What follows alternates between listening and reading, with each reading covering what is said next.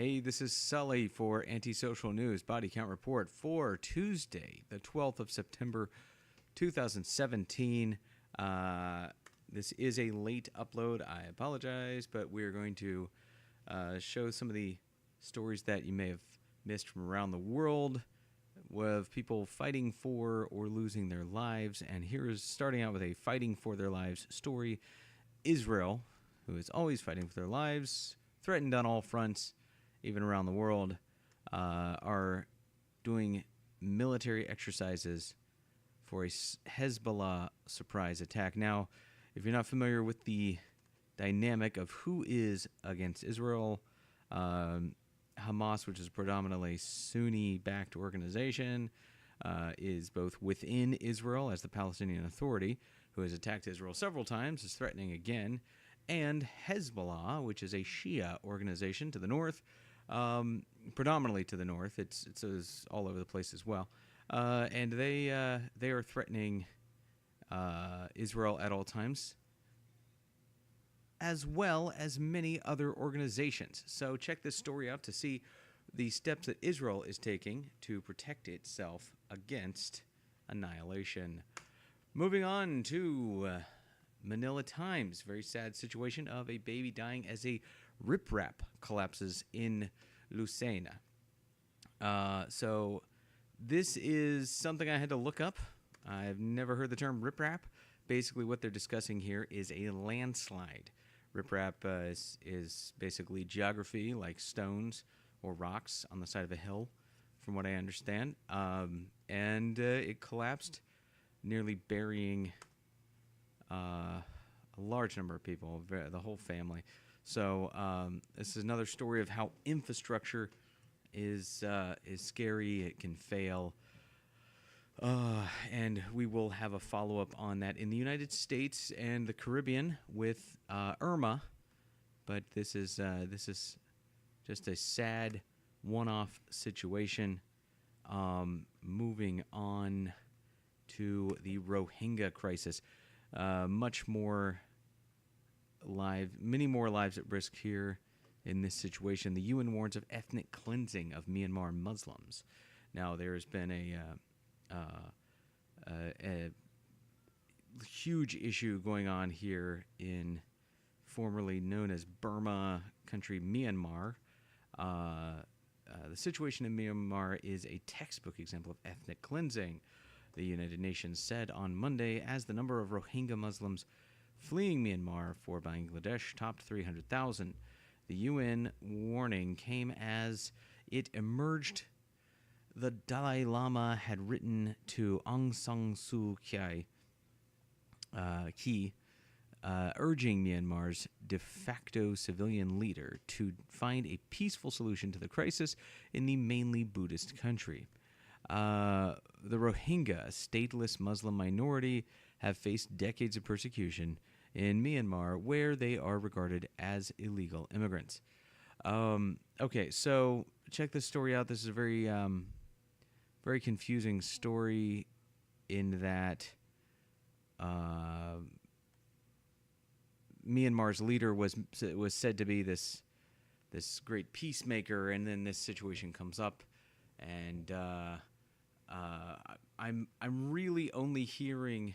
This is what's very strange about this situation, and also very confusing, is the fact that we in the West are literally only hearing the Rohingya side of the story, which is incredibly bizarre, because in Myanmar they are apparently it's the opposite. They are only hearing the Myanmar government side, which is that they are fighting terrorism. They are fighting bad guys who have embedded themselves in the Rohingya population, and this I'm kind of confused about this situation, only because there really are bad guys that embed themselves in indigenous or long-standing Muslim populations around the world. We even see that with our allies in Kurdistan. Kurdistan is kind of like the Rohingya population, and yeah, they have bad guys who embed themselves in there. There's Hezbollah Kurdistan, and there's the PKK there's groups that do terrorist acts on behalf of the Kurds, which engender a strong response from our other allies, such as Turkey, against them. And when we jump up and just say, "Hey, leave the Kurds alone," kind of makes us look like a-holes, because turns out that some group associating itself with the Kurds really did do some terrorist acts.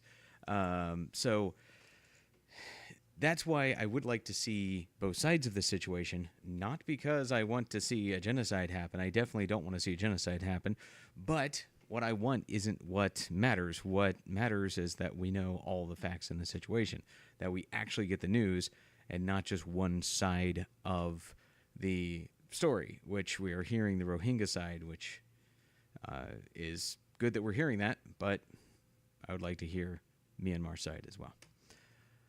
All right, because we are seeing in another country where radical Islam has taken hold, and the established Muslim community is fighting the radical Islam, like in the Philippines. We are seeing a different situation emerging here, because we do have strong moderate Muslim leaders, like emerging, like MILF, the Moro Islamic Liberation Front, which used to be a terrorist organization and is now fighting terrorism. MILF task force vows to crush terrorist faction. This is in the Philippines. This is from Manila Times. Sharif Aguak, Maguindanao. Task Force Itihad of the Moro Islamic Liberation Front has vowed to crush the so-called third force of the terrorist group Bangsamoro Islamic Freedom Fighters, which has rejected calls to return to the fold of Islam. The MILF task force has been running after this third faction of the BIFF since August 2nd, after its failed attempts to hoist the flag of the Islamic State, or the Islamic State of Iraq and Syria, ISIS, in 3 towns in Maguindanao. Mohangar Iqbal, chairman of the implementing panel of MILF, said their campaign against the bandit group is meant to prevent the spread of violent religious extremism in potential conflict-affected areas in Mindanao. Iqbal noted that the religious extremism being espoused by the group, led by Ismail Abdul Malik, is a turnaround for the Islamic principles on tolerance, fraternalism, and respect for people regardless of religion and races. Abdul Malik is also known as Abu Toraife, was the former right-hand man of slain Malaysian bomb maker Zulkifli bin Hir, who trained him on fabrication of powerful improvised explosive devices. Sheikh Abu Hurairah Udasan, the Grand Mufti of the Central Mindanao Darul Iftah House of Opinions, earlier declared haram, which means forbidden in Arabic, the activities of Abdul Malik's group. Okay, so what we're seeing here is Muslims banding together to fight radical Islam. And I wish I could just end this episode there, because that makes me just so happy to see people coming together and go, hey, we got to get along. We can't just be just a-holes to each other for the rest of eternity. We have to actually get along. This is amazing for me. Sorry to toss my opinion in here. I know I'm trying to do a news blog, but this is just such a cool story. And also, I like the term bandit. The bandit group. Who uses that term to condemn people anymore? I friggin' love that. That's amazing. Okay. Good job, MILF. Wild stuff. Standing up to terrorism. Now we have to talk about Nigeria. And thank you to Johnson for our Nigerian correspondent there, Johnson, for bringing this to our attention. And he has prepared a follow-up for the 13th of September's episode. So that will be read in that episode. This is photos, thousands of indigenous peoples of the Biafra supporters heading to Kanu's home after the army laid siege. Now, this is a situation I very much want to know more about. As I mentioned in this video, I am interested in native people's rights, such as the Kurds, and I'm interested to see if this is sort of a Kurdish situation where we have the IPOB or IPOB being sort of like Kurdistan. Now, there are situations where native groups are infiltrated and influenced by terrorist organizations. So I'm going to press Johnson to tell me the back and forth between the groups. Now, the army has claimed that they were stopped by IPOB on the streets when they were trying to just simply pass through. IPOB provides a different story than that, saying that the army showed up specifically to invade and menace, and there is large evidence to say that it is part of a ongoing military drill or exercise that is being argued in the Nigerian government as unconstitutional.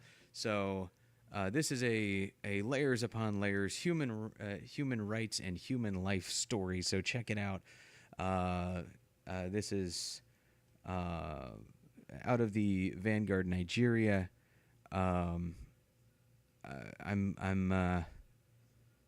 pretty impressed. Thank you for the reporting, Johnson, and thank you for the link.